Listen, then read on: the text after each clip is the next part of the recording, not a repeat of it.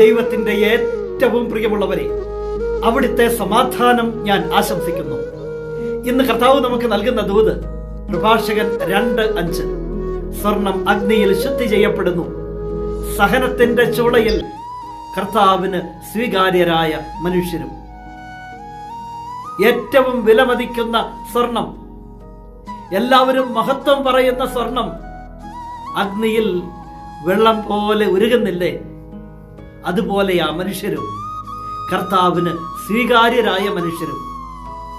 സ്വർണം അഗ്നിയിൽ ശുദ്ധി ചെയ്യപ്പെടുന്നു, സഹനത്തിന്റെ ചുളയിൽ കർത്താവിന് സ്വീകാര്യരായ മനുഷ്യരും. സഹനത്തിന്റെ ചുളയിൽ ദൈവത്തിന് സ്വീകാര്യരായ മനുഷ്യർ ഉരുകും. കുരിശിൽ കിടന്നവൻ അമ്മയുടെ മുന്നിൽ ഉരുകിയില്ലേ?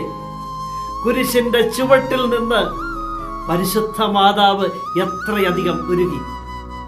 അതെ, ദൈവത്തിന് സ്വീകാര്യരായ മനുഷ്യർ സഹനത്തിന്റെ ചുളയിൽ ഉരുകും.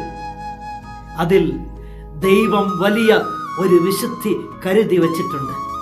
എങ്കിൽ ഇന്നിന്റെ ജീവിത സാഹചര്യങ്ങളില് ഉരുകുന്ന മനുഷ്യരെ, ഈ തിരുവചനം നിങ്ങൾ കേൾക്കണം.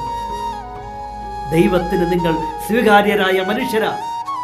അതുകൊണ്ടാ അഗ്നിയിൽ സ്വർണം ഉരുകുന്നത് പോലെ ജീവിതത്തിന്റെ പല സാഹചര്യങ്ങളിലും നാം ഉരുകുന്നത്. പക്ഷേ നിനക്ക് വേണ്ടി ദൈവം ഒരുക്കുന്ന മഹത്വം അതിലും എത്രയോ വലുതാ.